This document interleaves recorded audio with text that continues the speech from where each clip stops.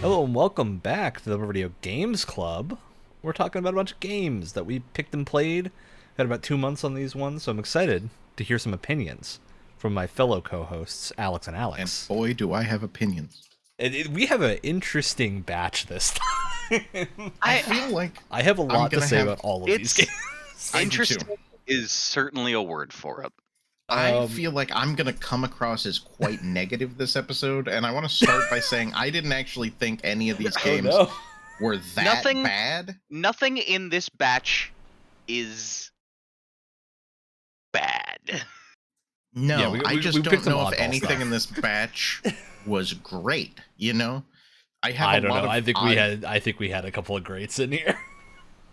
Greats as episode contents, or greats as in the game was a 10 out of 10? Both. I think there's some good stuff. I don't know if there's any 10s, but heads on this. Let's start with Crypt Custodian. Wow, English left my body.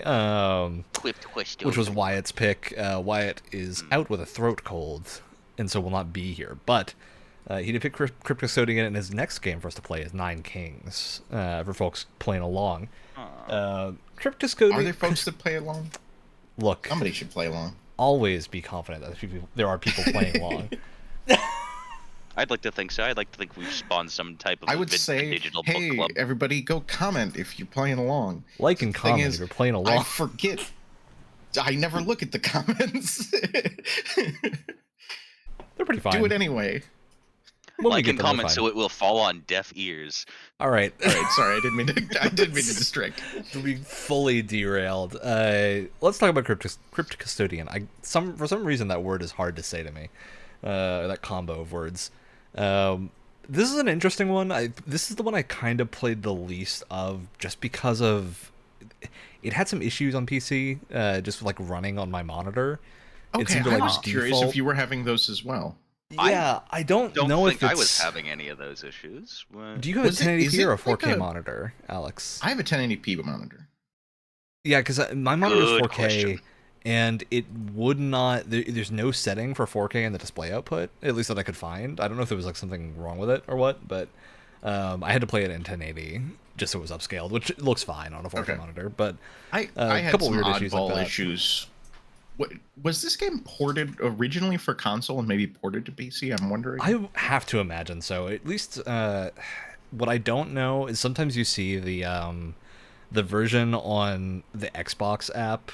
Or the Game Pass app. Yeah. Xbox app is what it's actually called, but it's where we play Game Pass games on PC.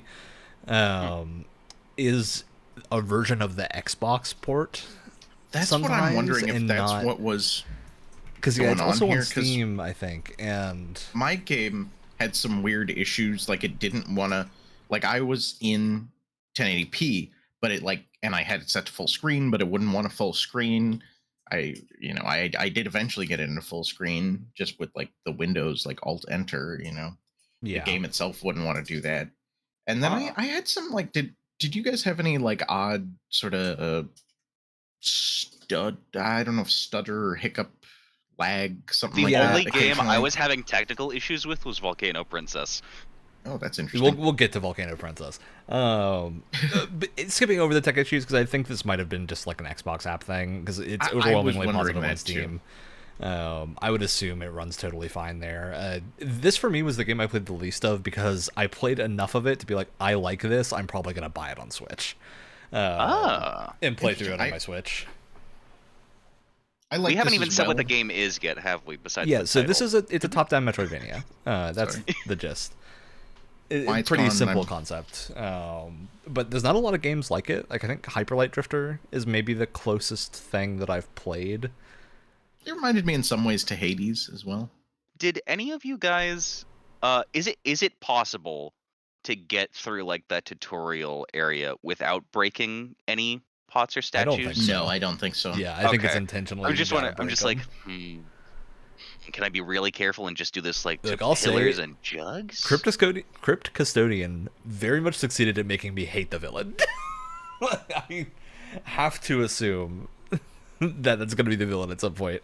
And man, that's a frustrating character to deal with. Yeah. Essentially, you've been just sentenced... imagine how this makes me feel.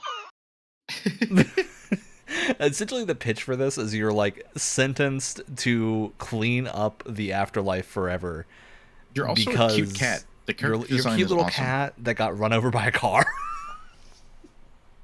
And you meet another cute cat who's like the doorman of this, what is it, Kendra, who sits and judges people. And Kendra has never let anybody in through the door to the pearly gates of the afterlife. She hasn't let anybody in? Yeah, there's dialogue that she has never let someone in. Your little cat friend, if you talk to him again at the start, goes, well, maybe she'll help let you through eventually. Oh my god.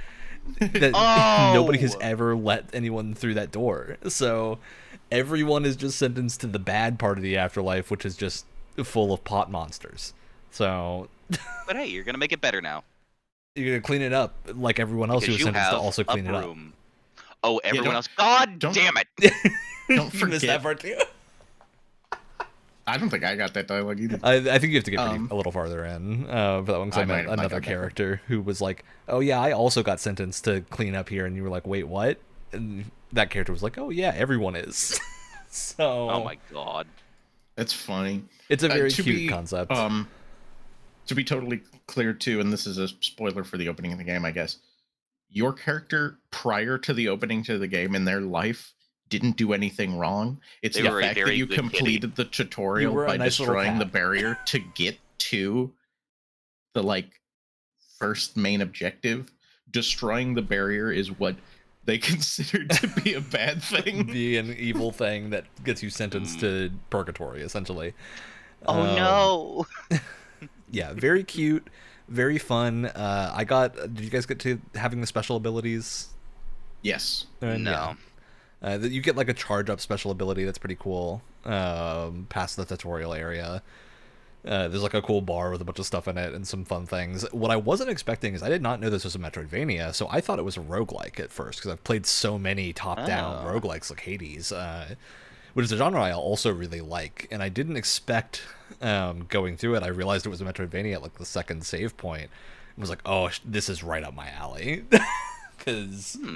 I don't know, I used to love roguelikes a lot more than I do now. I still like them, but I find that I don't tend to finish them. I think that part of the issue with roguelikes is that it is a genre that's a lot of games nowadays. Yeah, a lot of games, and they take a lot of time, and I generally want to play as many variety of things as possible, which means committing to a roguelike is pretty hard to do long term, but a Metroidvania, because they are very completable games, I just recently finished Hollow Knight for the first time before Silk Song, and a bunch of stuff like that. So I very much love this genre, and I actually found that the combat here felt really good, despite being super simple. Oh yeah, just that broom swing feels nice. Because it was simple is why I liked it.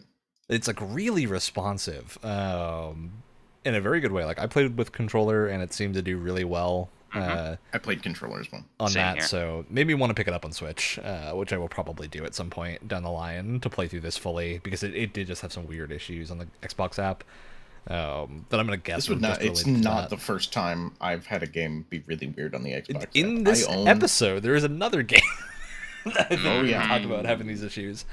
I own Shadow. This is a little bit off topic. I'm sorry. This is just a complaint I have. I own Middle-earth Shadow of War on the Xbox app because it was on a great sale. And that game, if you tab out of the game, just crashes the game. Yeah. Only on the Xbox store. It's always weird when there's I think it's because there used to be the Windows app file format. Yeah, and that's exactly older games the problem with the Shadow of War one. I don't think they enforce that anymore, so it's just whatever. Yeah, thank God. Up.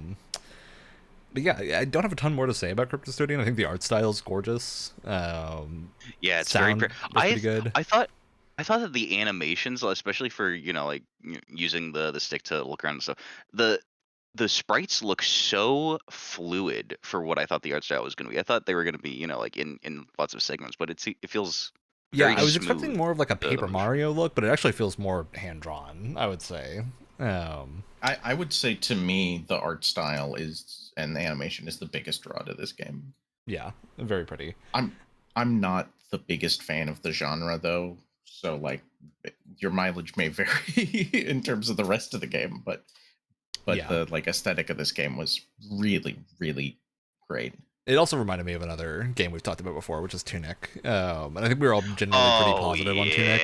I think Tunic has a little bit more going on in terms of just like the layer of puzzle within Tunic is very fun. Yes.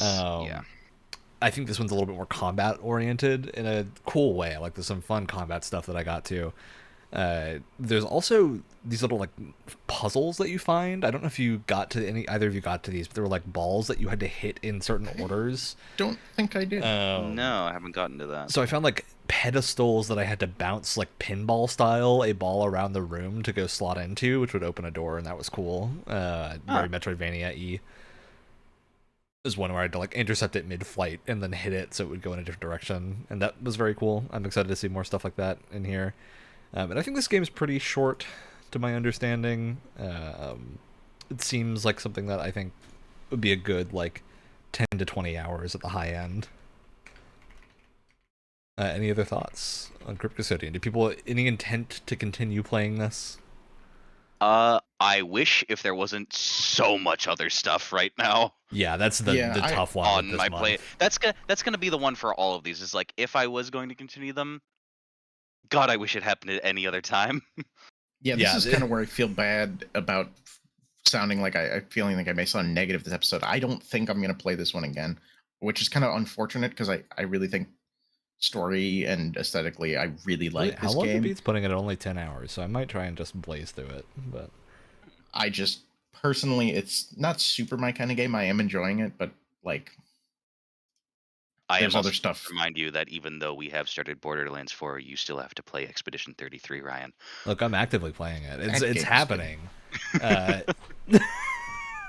Yeah.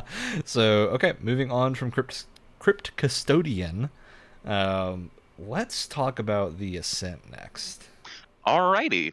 The Ascent was something that at very first glance I thought was going to be something along the lines of like a Shadowrun style gritty top-down RPG. It is not. It's a twin stick shooter. It's a twin stick shooter with like side quests and stuff. It's very cool. With side quests, it has that it's gritty in a very visually appealing way. I think I really like the whole visual design of it. I think it's one of, I'm curious if you agree, Alex. This feels like one of the few games that has nailed like the Blade Runner look of Cyberpunk and not the cyberpunk look of Cyberpunk from like the old Red series. Like it has tons of hologram and like I'd say maybe everywhere. Like tiny bit more smog. I haven't gotten through too many areas, so I couldn't say if there is smog later, but I think like just a little bit more of that haze in the air and it's perfectly nailed it. Yeah, I found one spot that has that and looks very it felt like walking through the original Blade Runner. It was very cool. It reminds me, especially the like intro area, reminds me a lot of like a Warhammer 40k like Underhive too. Yeah. It's very cool. Gritty. The pitch of the story is basically you're in a like corporate underworld. You're in one of the sectors, and there's a big company called the Ascent Group. It's a megacorp that owns everything in the area, essentially. But after the tutorial, the Ascent Group has declared bankruptcy, and everything shuts down. Nobody's getting paid, and infrastructure stops working. So it's essentially going into lawlessness. Which is a cool like pitch for this. I think the actual setup of this game is really interesting because I've played the start of this before, but I had a ton of tech problems when I played it on my old PC. Was it any better this time? Yeah, because I played it on a laptop before that wasn't particularly powerful, so it just kind of didn't run well enough for me to want to play it. It was like I was struggling to get 30 frames. Like that laptop's not powerful, boy. So I wasn't like expecting it to run great, but playing it now on my full built PC that is significantly better. Gorgeous game. There is such a layer of detail over every area, not just speaking to the art style, but to like the NPC placement and stuff. There's tons of characters just around. They have a ton of like crowd density too. Very fun aliens. Yeah, because you have like alien species here, which almost makes it feel sort of Coruscant-y. I immediately thought that one of the first ones I saw was Baby Yoda from the back, though. Yeah, there is one that looks like that. What I was thinking is he looks like the little gremlins from Guild Wars 2 that run around with the long ears. Very similar to those. But yeah, I think the actual like artistic part of this game is really good. I'm less enthusiastic about the twin stick. I'm curious how you two feel. I think it did kind of come together for me at the end, but the shooting feels good to fine. The main problem that I have for this game was that it felt like there was not necessarily the maps felt convoluted, but there was a lot of empty walking space in between combat. Yeah, there is definitely some of that. I only kind of played the intro to this, so I am curious to play a little bit further. And this is, I guess, spoiler alert. This is the only one I left installed so far this month. I might want to try this a little bit further. It does have co-op because too. Because I was talking about this before, we didn't get to do a co-op thingy. Our schedules just got crazy. I looked into the co-op. It does not perform well. Ooh, that's unfortunate. Yeah, it is like couch co-op, to my understanding. It also feels odd. So I did play a bit more of this one. I got into the part where I would say it's more of an actual RPG. Where, like, I've been trying to gun towards, at least in my like character tree stuff, I've been trying to go towards more tech stuff and get like a better hacking deck because I want to do like sort of like that type of ability spam thing. I haven't gotten to a point where that's like even started to come to fruition yet, though. Yeah, and that's kind of my nitpick is I think there's a lot of really cool systems that it keeps hinting to me exist. Like you get enhancements, which are abilities that you can use in combat. But the first one's pretty basic. It's also a little hard to use after the first area because like I'm running up against enemies with guns and I have a melee ability that if I run close enough to use, will get me killed. So there's some funky stuff like that where it feels like they're introducing you to systems before you really have the ability to utilize them. I wish the intro of this had a little bit more variety because I don't have the best sense of what it's going to be like later in the game because I really haven't run into that many enemies yet, like that many enemy types, you know? Yeah, there are a lot more because I ran in quite a bit further. This is the one I probably played the most of from our games. I went pretty far in. I stopped at a point where I ran into an area and then a kill squad of level 19 enemies showed up out of a like police chopper and gunned me down. Immediately. Jesus Christ. Like within a second I was dead and I was like, what happened? Don't know what that was. Not sure. It felt cool. So I'm guessing it's a way of warning you to not go over there yet. A subtle nudge to not come here yet. But it is like the thing that I find really fascinating about this. Up in Cyberpunk. This one also feels a little bit Metroidvania-y and how the map is split up. There's like a lot of areas here and it's very vertical in terms of how it's laid out, so you can kind of get around in really interesting ways. Like after the first area you go along to like fight a bunch of punks essentially on your way to your next objective, and I went through an apartment building there that was just kind of like there, like I didn't have to go through it but I did, and found a bunch of upgrade materials, overheard a bunch of conversations people were having about like other missions I would assume I can do later, because I picked up a few side missions as well. I was very surprised I could just take an upgrade part off of an administrator's desk. He was fine with it, you know. Yeah, it's yours. But there's also these spots where it overlooks the lower levels of the city, and you can see like upgrade materials and stuff there. Like you'll see the shine of loot way down, which to me says that like you can go quite a few places in this, because I did not find any of those spots. I found a couple of pieces of loot that I'm like, how do I get up there? And I never found it.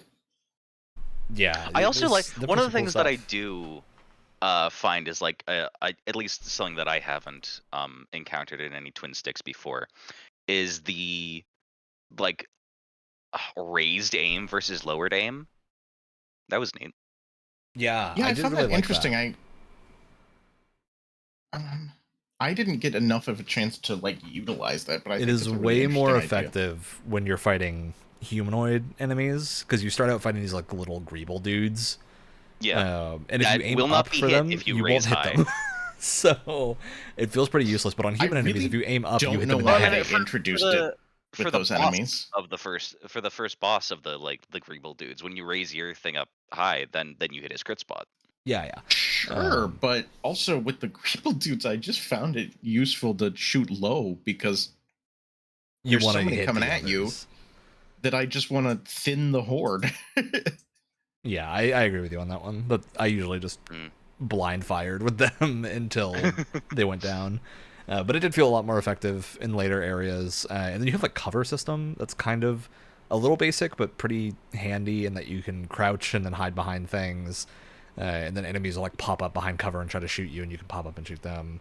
It almost feels like it's translating a cover shooter into top down, which is pretty fun. I've not seen many other games that attempt this.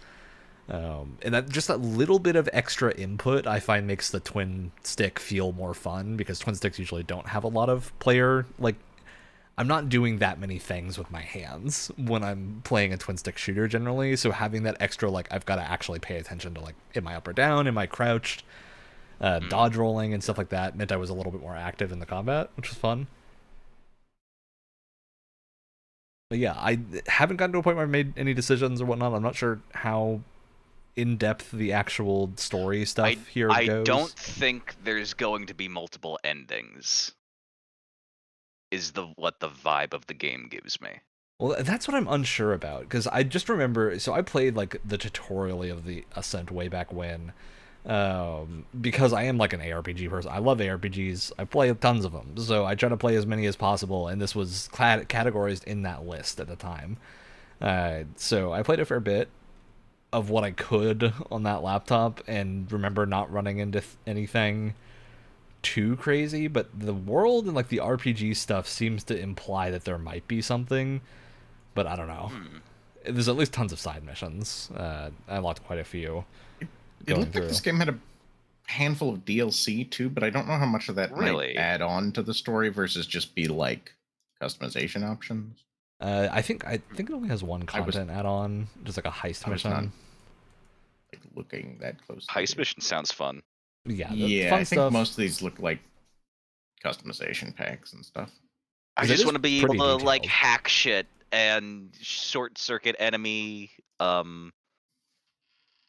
implants or turn drones to where that's I want to try to be able to do that in this game. I don't know. Like, they have images up in the thing that have like, you can have auto turrets, you can have a pocket mech rejuvenation, like lots of crazy stuff from what I've seen in these like screenshots, but we didn't really get to any of that.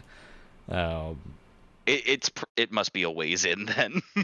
Yeah, it feels like weapons are pretty fun from using them, but I think it's just like the tutorial or the demo treatment that we normally give games here doesn't necessarily favor the Ascent because of the fact that its start is pretty simple, and you have pretty limited access to things. Yeah, it definitely felt like I wanted to play more with the further down the line stuff. Yeah. Any other thoughts on the Ascent? I would also be playing this game more if we didn't have so much other stuff going on. Yeah, that's where I am with. That's where I am with most of the games this time, actually. This is the one that I most think I will come back to at some point, but it's also the one I'm not going to play right now because I can tell that it's pretty big. Like, this feels like a game that I'm going to have to dedicate a fair amount of time to if I want to actually play it. And with Borderlands 4 and Expedition 33 in my immediate backlog, not really room to fit in the Ascent. But I do think it's a fun game. I think it's really worth checking out if you've got access through Game Pass or it's on sale somewhere. I think this is a great top-down thing. Yeah, so there's not a ton of games. Both of these games so far are like, definitely, if you have Game Pass, check them out. Yeah. Me at least. The world that's alone is very, very cool to walk around. Like, the bit where you go talk to your boss in the bar felt so cyberpunk that I was like, this is There's great. So much other stuff to do there too. Oh my god. Yeah, it's so cool how fleshed out that feels. The intro, I thought the game was going to be a lot more linear than it was, which I like that it opens up a bit more. Yeah. All right. That's the Ascent. Alex, what is your next pick? My next pick is, let me make sure that I'm saying this right, because I feel like I've said the title wrong twice now. I Am Your Beast. Yeah, fun. I've heard this is good. All right. I want to talk about Volcano Princess next, because I think you don't want to go from is cyberpunk title into cyberpunk title. I think RoboCop is going to be the most fun to talk about at the end. I have the most thoughts on Volcano Princess, though. Let's talk about Volcano Princess. Here we go. This gets crazy. I didn't know what I expected when I picked this. So Volcano Princess belongs to a long-running genre of Japanese games. Although I think this one might be Chinese. I'm not sure. Let me double check that while I'm talking. But long-running series of games that are much more popular in Asia that are like princess raising games. There's like a whole genre of these where you like raise up your daughter to become a princess, and then this just either simply isn't a genre in America. Yeah, either horrible or good things happen based on the choices that you make and whether or not you lead your daughter to become a good person, which is so funny. I think it's really a cool genre. Yeah, so this one's Chinese. Fascinating genre. I don't think Volcano Princess is the best place to start. If that makes sense. I feel the thought that the feeling that I was getting throughout my playtime of this was, so I established on the podcast that I am not the biggest fan of games like Satisfactory and things like that. Yeah, we've talked about that. This felt like Satisfactory, but with devastating emotional stakes. Which is part of the reason that I picked it, right? Because I've heard these are fun from that angle before. So I was like, I wanted to experience this for myself. And I think I would like other games in this genre. This one in particular had some things that kind of pushed me away from it. Chiefly, I think the translation's not great. Yeah, it's bad. And in a game that is like, the part of this is the narrative events that are happening to you and your daughter, and like you have your wife is dead, presumably. I've been wondering about that, because I presumably right. The father of character keeps talking. There's like, is he talking to the photo? Exactly, the photo. There's also a bit at the beginning where maybe your daughter died, but your wife brought her back to life or something. So I don't. I feel like that may be something is up with the translation too, because exactly, which is why it's I don't know. very unclear, and I don't know if in the original language there was like a more elegant implication there, because I would say that it didn't even imply it hardly. What the art implies is not the same as what the text says. In these, which I think is the hardest part about this, because it does just seem like it's a little disconnected from what's actually going on. I also think this one's very unclear with what anything does and what the timelines are. Did anyone else make it to the dungeon crawling mini game? No, nope. I did not. I'll fully I played a lot of this game. I didn't get very far in this one. Which is understandable. I will say that's very understandable with this one. I got very frustrated with apparently not being able to optimize my child's schedule properly, and I didn't get a good grade on playing with my child. Yeah, so I played about 4 hours of this, I think, which is well above what we normally do for the show.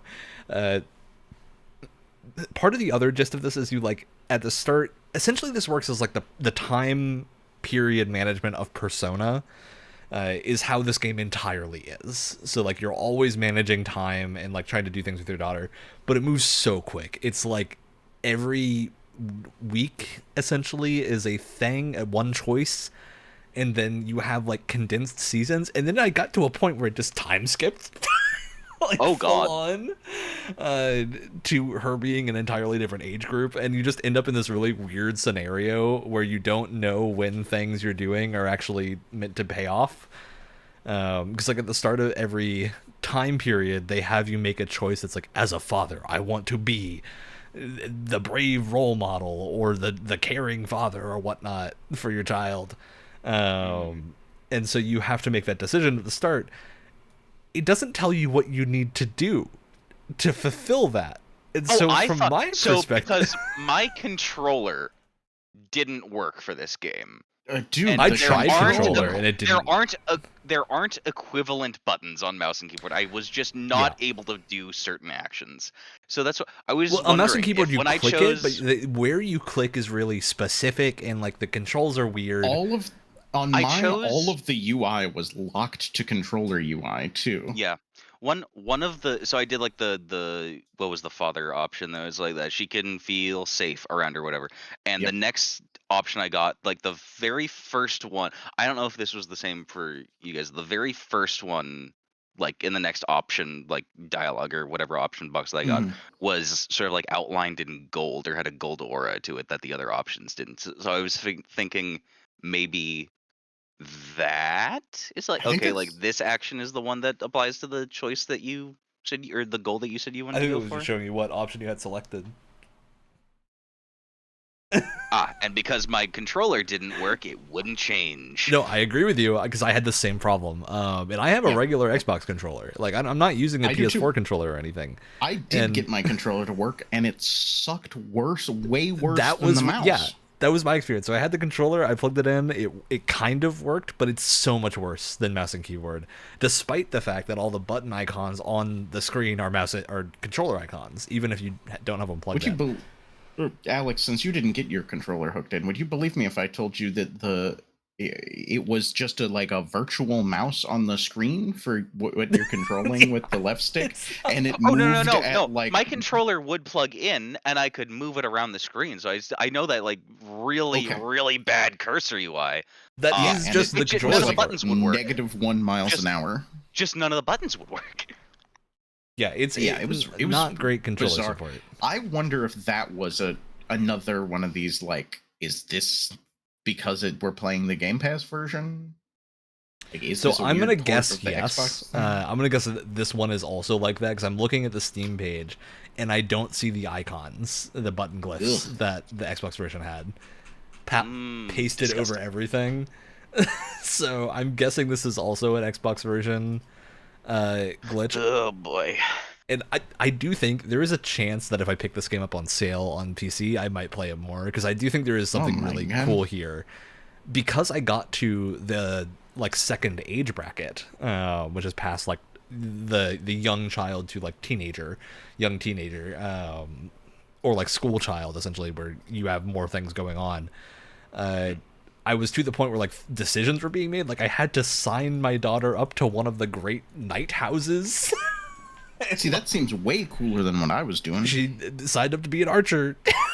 So she's becoming an archer of a great house, who then gives you quests to do, and then you have there is a whole dungeon crawling system in this game that you only unlock in the second time, that they had me go start, even though they knew it would fail immediately, because you can't do it without party members, which you have to get by going out and doing more things. So you end up with a friend that is a party member, and now you can go adventure with someone else, and it's really a hard turn from what the start of the game is into now I'm dungeon crawling and adventuring and trying to prepare for school at the same time. A very strange, wacky game that I think there is if you speak Chinese or are more interested in just the high level of this, I think it could be really fun. But I think for me, the translation issues are actually a real big problem in a game like this.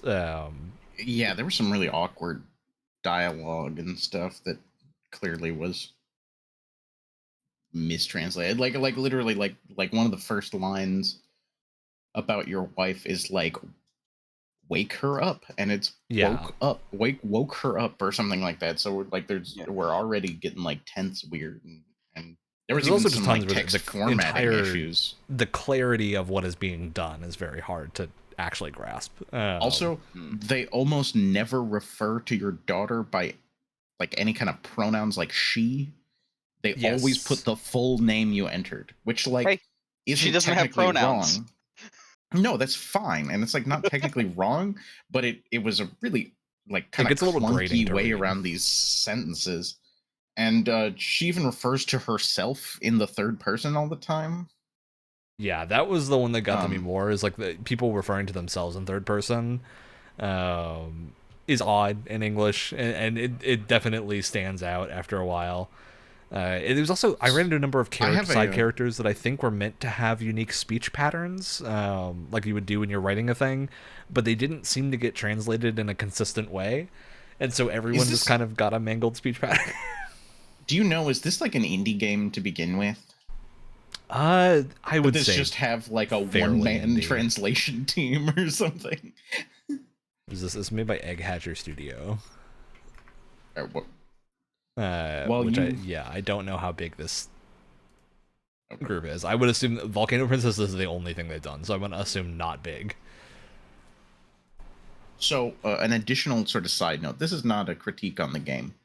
This is just an anecdote about my experience. I was playing this game, and my partner's desk is right behind me. So I turned around and I said, "Hey, what should I name my daughter?" Tal knew nothing about the game. Thought it was a goofball side decision to make. Said Gabumba. Oh, no. So I said, okay, Gabumba. And like every single time. Amazing. You weren't expecting it to show up that every much. single sentence in the game.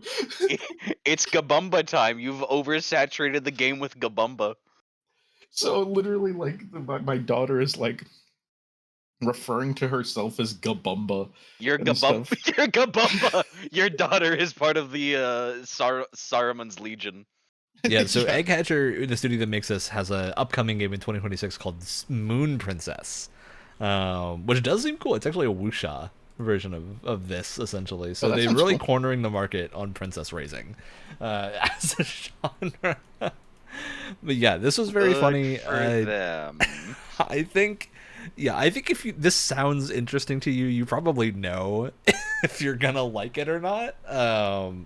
Because most of our... I'm kind of sad I didn't like this more. I was intrigued by the concept, and yeah. To me, it really just is like, I think with a better translation and without the issues with controller stuff, and I could just play this on my keyboard and mouse, I think this would be a better time. Yeah, I think that's the most I can say about Volcano Princess. I do like the artwork. I think the artwork is well done. It's very paper dolly. Like, I think that's part of the intention here, is for things to look that like live 2D animation style, where things are kind of motion morphing between poses and things like that. So yeah, I think cool. Again, if this sounds up your alley, you probably should play it. For us, this is a pretty hard turn. I don't know.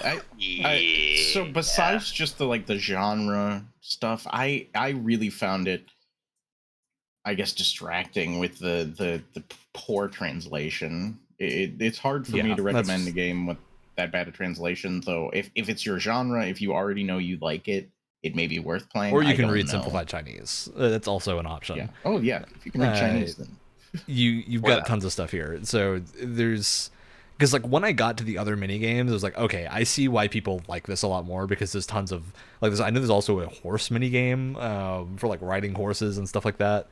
You heard it here first. Uma Musume in Volcano Princess. That's what I was about to bring up. I was about to say, I have been playing Uma Musume, and I was like, if I kind of want to play like a training raising game, I feel like I'd rather play that. But that's just like a personal opinion. I don't want to speak for the quality of the game, but I don't know. I think that there was a lot of the beginning of this game that kind of assumed you were familiar with the genre. It just kind of plops you down in the game. And I was the opposite of familiar with the genre. Yeah, really didn't know what to expect. Yeah, I think a little bit. If I'm recalling correctly, Princess Maker is like I don't know if originator is the right word, but the popularizer of this genre, which is a Japanese franchise. is another really fascinating one. That yeah, if it were on Game Pass, I would make us play it again. So... Oh my god. Well, it is a genre that I do find kind of interesting as an idea. I would be willing to try stuff again. This one didn't hook me, I'll say. Because it kind of feels like a hyper-focused version of The Sims, but mixed with Crusader Kings in a way. Oh my god. You're managing your family relationship as a primary method. It does feel a little bit like less forgiving than Crusader Kings too. Oh, for sure. In that, I've got like 12 kids or whatever. If I screw up a kid, that's fine. You just send them to the dungeon and you're good to go. Them's the medieval times. Yeah, exactly. Oh, you're in go a little bit of the plague in the church now. Go a you little don't need to be near the kingdom. Yeah, stick you in the church. You can't own land. It's great. And the Pope likes me for it. Great. Goodbye. Yeah, Volcano Princess is a fascinating game. I think if you've never played one of these, it is probably worth booting it up just to see what it's like, because it's very funky, with the expectation that you're probably not going to play for very long. All right, any other thoughts? Anyone going to keep playing Volcano Princess? Nah. All right. That was quirky and not worky enough for me. Okay. Well, my next pick for us then is Wu-Chang Fallen Feathers. Okay. I'm glad you picked that. Okay. I was curious about it, but did not myself pick it. Love me an action game. All right. Alex, you're the last one left. Do you want to intro your game? Yeah, it's RoboCop. The full title being... Boy, what is the full title? RoboCop Rogue City. Yeah, Rogue City. Thank you. I uninstalled it and it wasn't in my list there. How dare you? I'm sorry. I do actually think I might want to come back to this one, but we'll get to that later. This is kind of an interesting game. It's a first-person shooter. It's a RoboCop. If you've seen the movie, it's really faithful to the movie. In fact, from what I heard, it takes detriment. From what I heard, this takes place between 2 and 3. Does it? I've never seen anything but the original. Okay. I've seen the remake as well, actually. And also, from what I've heard, this is what should have taken the place of 3. Yeah, that's why I haven't watched that. But it's a first-person shooter. It's pretty linear from everything I played, at least. I would say so. I got to a point where it wasn't linear. There are hub worlds. You can go through a lot of hub worlds, and there are I got really distracted quests, and did side missions. Oh, awesome! I take it back. I'm sorry. I apparently didn't spend quite enough time with. I didn't get a ton of time to play any of these games this month, but now I do want to come back to it. Actually, it does a lot to really make you feel like RoboCop. I'm not sure if I like that or don't like that yet, but I think I do like it. Are the people who also made the Terminator games, the more recent Terminator games? I've heard mixed things about those games. They get those feeling those games felt like the Terminator. Here, you feel like RoboCop. Yeah, it's crazy. You clomp with every single step. It's crazy. There is basically no sprinting. Because RoboCop doesn't sprint. RoboCop doesn't need to sprint. Exactly. You feel kind of like a tank. You don't hide behind cover. You don't sprint. You can grab someone by the neck and throw them across the room. Oh, yeah. I had fun throwing guys out windows, bowling down guys with other guys. I think it's fun, the scan for targets kind of thing you can do. Yeah. I don't know what to call that, but if you hit, I think it was shift. RoboCop vision. Yeah, it'll highlight up the enemies as it does the almost For me, VHS it's your scan right click. Over the screen. It does a scan over the whole screen. Yeah, that's what it was. It was right click. I don't know why I was thinking it was shift, but yeah, it scans and highlights targets and shit. And I don't think there's even any. I played this the day after we picked these games, so pardon me if I'm forgetting specifics about the control scheme.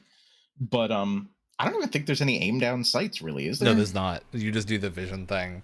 I guess there's ADS with the long guns. So if you have like an assault rifle or something, you can ADS. Like you can pick up other guns. You don't need other guns. Yeah, you can pick up another gun and you get it until the clip's done, and then you go back to your thing, or you could just not pick them up because the auto 9 is just better.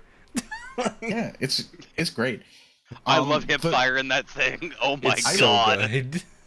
The whole aesthetics of the like level design and everything are perfect and spot on in this game. I think that the devs have clearly put a ton of research and effort into like recreating the specific feeling of those movies and translating it into a game really well.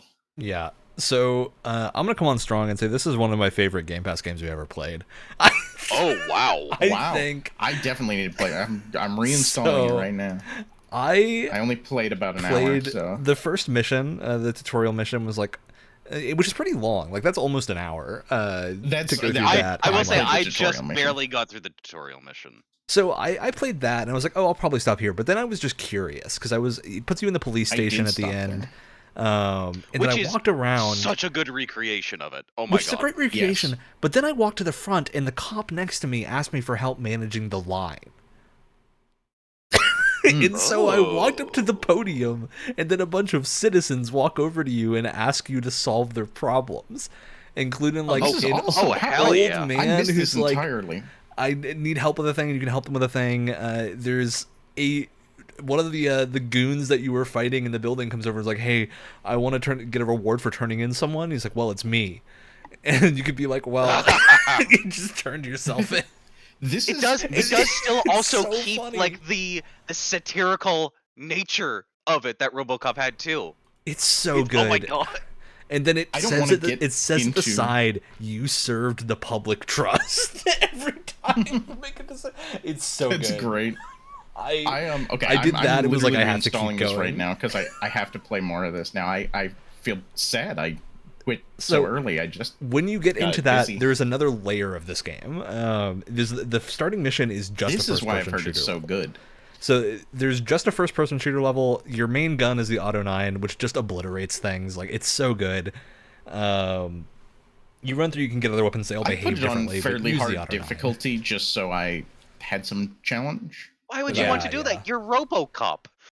Like it gets the RoboCop fantasy perfect. I say that I have never seen RoboCop. So watch the first one at least. Yeah, I gotta watch it. Okay, wow. I have hot takes about RoboCop that maybe I don't know we'll get how into I haven't watched it, but I'm very excited to watch it now after this because the entire vibe of RoboCop is so funny. It's so perfect.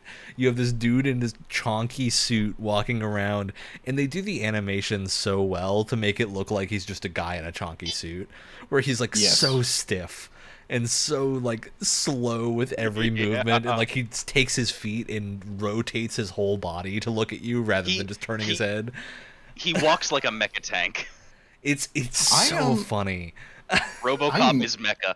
I didn't pay enough attention. Let me look this up, but I'm curious if this has some of the original voice. I believe RoboCop is the same voice. I think so. I mean, he's I think it was a big deal before. I think maybe his like partner cop lady might have been the same too. Come on. Ooh. Yeah, it's crazy game feeling. And then you get to the police station. There's like a couple of side quests in the police station you can do. You can go do that thing at the front where you help just tell people how to get help. And there's like a couple that are funny, and there's one sad one. You have to tell a mother that their son was found killed a few hours ago, and stuff like that. And it's oddly just varied things here. Those where you just help another cop open their locker because someone played a prank and got the locker stuck. And just funny stuff like that. And then there's this like weird dreamscape sequence in a cutscene. Oh man. That goes into what is presumably going to be the driving force of this, is you get like an injury in the tutorial mission where people are now like, oh, maybe the machine is not working and we need to take the mind out and things like that. And you're like, you don't want to lose your mind. That's what I actually miss out of the first RoboCop movie. I think it should go into that. Yeah, it's a great story because they have like a therapist come up and go like, I want to talk to you about things, and then RoboCop goes, I am a RoboCop and must go do my RoboCop things. Get away from me. It goes to this is kind of what I serve the public trust, Ryan. You gotta serve the public trust. Yeah, and then I'm I'm reinstalling this already. So after that, play more of this. I was like, at that point, I was gonna stop. But I was like, I just have to see what happens. Like, I gotta know what the next mission is. So I go into the car to go to the next mission. It takes you to downtown, which is just an open hub map. Yep. You can just wander around. And then I just found a guy that parked over a fire hydrant, and then it was like, you can give him a ticket. You give him a ticket? Yeah. So you just sit there and give him a ticket. It's so funny. Okay, I regret stomping early on this game. Then yeah, you get a call from your chief of police who's like, the mayor's daughter's and niece's car was stolen. Go find it, and you can go do that instead of what you were supposed to do. And you find a stolen car. There's a whole side bit where you go to talk to a dude in a garage, and then you yell at him for obstructing justice. And then keep going and find things. But then it started hitting me with stat-based decisions. So, like, I found things that I could examine, and it was like, your deduction skill isn't high enough, idiot. I was like, what? So your skill points matter, and there are things that you can do with, like, your engineering stuff. I unlocked the time slowing ability. Oh my god. RoboCop with the Santa This game surprised me so much. I was having a great time. That's awesome. I gotta come back to this. And then I found a dude doing graffiti who runs away from you. And of course, RoboCop is slow as hell and can't chase anyone. So you start going after him, and you just have to examine his footprints to find him hiding in a dumpster. And then you get options, and if you pick the one that was like, oh, let the graffiti artist go with a warning, it goes, you serve the public trust, and then underneath says, you inspired the graffiti artist. Oh. So, like, this moral decisions. It's so good. I was having a grand old time. Yeah, I gotta play more of this then. That's awesome. Legitimately, I would say this is the Game Pass game that has surprised me the most in terms of just what it was. Yeah, because it's so faithful. I know that their Terminator game is supposedly pretty good as well, but I think that game was much more of like a linear shooter from my understanding. So yeah, cool to see him branch out further. And I think this game got a DLC as well, or like a standalone DLC. So yeah, I think it actually just got it. Like, I think it's a recent thing. I think it is recent. This I'm gonna have a tangent here. So Ryan, if I talk too long, throw me in another channel and move on with the episode. Yeah. But I'm a fan of RoboCop, but I prefer out of like some of the similar genre things. I prefer like Judge Dredd, basically. I think Judge Dredd leans heavier on the satire, and I enjoy that. And Rebellion, makers of video games, owns Judge Dredd as a character. And they have not made a Judge Dredd game since like the mid 2000s. I think that like this game would be, like, if I don't know why they don't make a Judge Dredd game. This game formula could be applied to that. They make Sniper Elite. If you want to make a Sniper Elite game where you're a judge, Sly Stallone I don't care. Expensive to book for VA work. Yeah, I looked into it while you were mentioning this. The standalone expansion they did is RoboCop Rogue City Unfinished Business, in which it takes place in one like tower or something. Yeah, it seems like the setup is very Die Hard. Oh my god. In how it functions, and you have a mech, which seems pretty sick. Oh, that's cool. Yeah, seems great. So, there's one specific moment too that I wanted to mention. It's at the start, right after you finish the tutorial mission, you get the title drop where it goes RoboCop Rogue City. And the moment I knew this was one of the best games ever made is when the title zooms in through the O. But you can see it's just a low resolution raster image. And so it zooms in and it gets more pixelated as it goes. I was laughing so hard. It's fitting, man. No, but they knew they were doing it, because like that's a thing that anyone looking at this notices.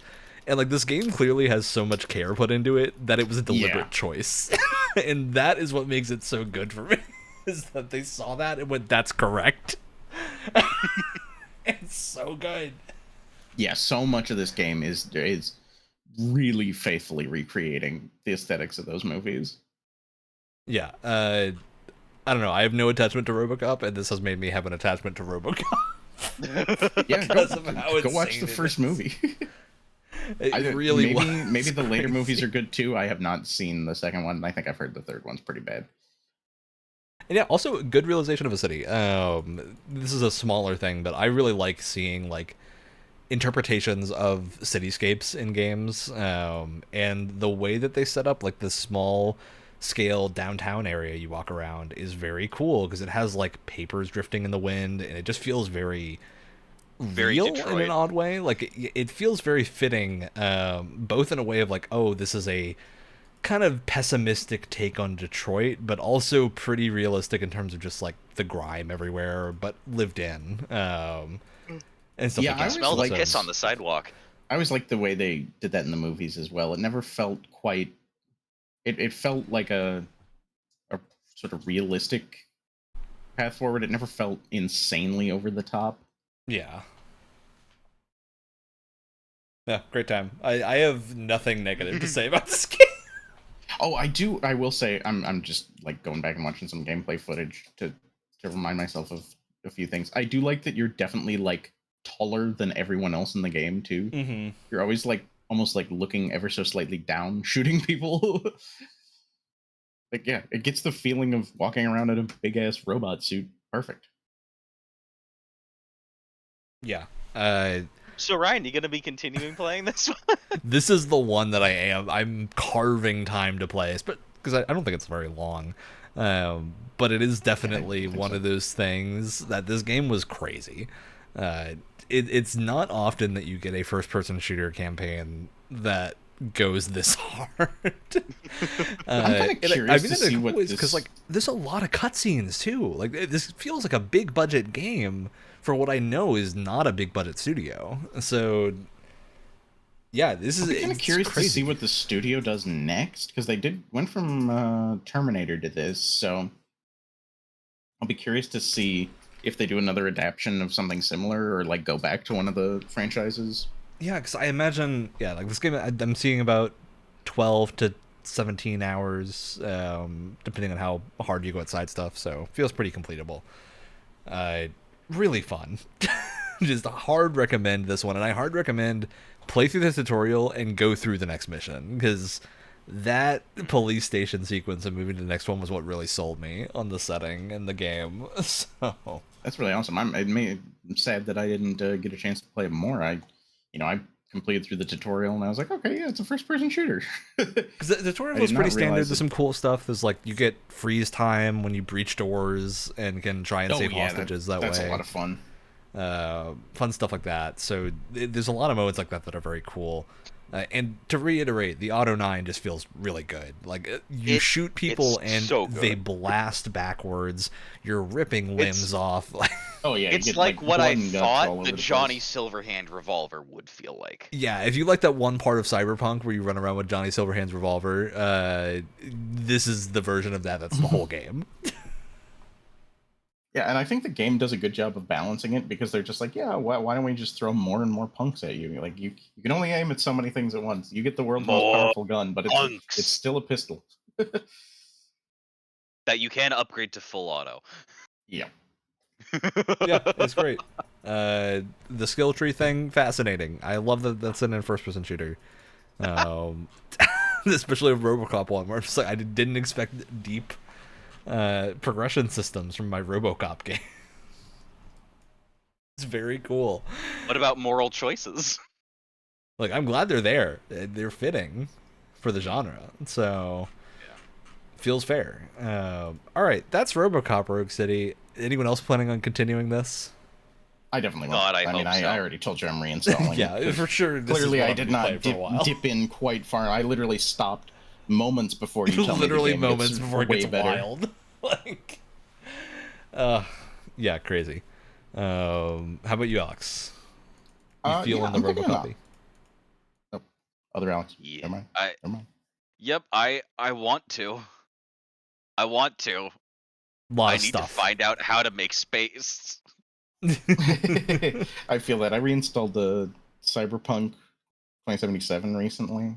Man, I'm playing a lot of Cyberpunk stuff. Also, the thing that I'm probably gonna have to finish to make room for this one is the Morrowind playthrough that I'm in, and I don't know how long that's gonna take. Morrowind is a long term. Well, this game isn't going always anywhere. It's always a nice slow burn. Yeah, RoboCop's not going anywhere as well. But a nice 12-hour campaign seems like a good length for this to be like a good distraction. Like a this definitely, I'm willing to bet this will stay on Game Pass for a while, and if not, I definitely foresee many a Steam sale in its future. You can pick it up for $5 right now. No way. Yeah, on Steam it's $5. Damn. At that point, you can't go wrong. I mean, yeah, $5, $6 if you want the DLC.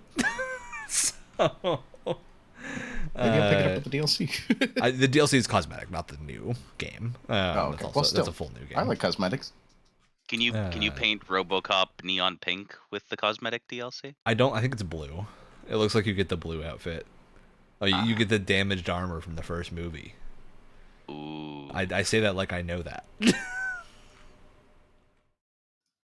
All right. Well, that's RoboCop Rogue City. What's your next game? This one I don't know much about, but I'm curious to learn. I want to pick He Is Coming. Nobody Very laughed. Fun. All right. So our next round of games is He Is Coming. I am. Nobody laughed at what, Alex? I love how delayed that was. That I was already fully moving us on to the conclusion. Directly in the set. I'm gonna take that fresh. He Is Coming. I Am Your Beast. Wu-Chang Fallen Feathers and Nine Kings is our next setup of Game Pass games to play. So if you want to play along, like, comment, subscribe, and all that jazz. We'll see you next time. But first, shoutouts. I can got one. Shout out to my local Renaissance Fair. Went yesterday. It was sick.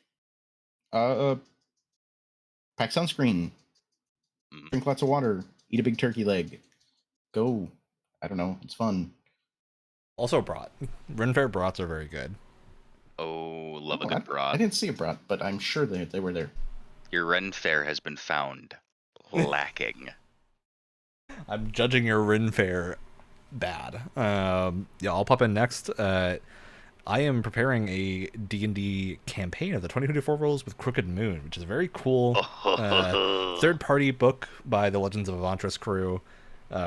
Reading through it, this is a super well-written campaign. In fact, it's better written than I would say every single 5e adventure that D&D has put out themselves. Not to even say that like they're bad. I think it's just an extremely well put together adventure. One of my favorite things is they have this concept called Threads of Fate, where at character creation, your characters can pick a thread of fate, which means they will have a custom little narrative arc tied into their character that they can run into during the game. So you have like a whole separate thread they can follow if they want to, which is a very cool system. It feels very fun to like kind of customize things, and there's a lot of them. Like there's a solid 15 of these different things, of which you will only ever use like 4 to 6 of them depending on your group size. So very fun. Quite a cool system, a horror campaign that actually seems done pretty well, so I'm very excited to run this. Especially run both of these two through some real hell pits. Oh boy. You're gonna scar me. Yeah, there might be some character deaths. I've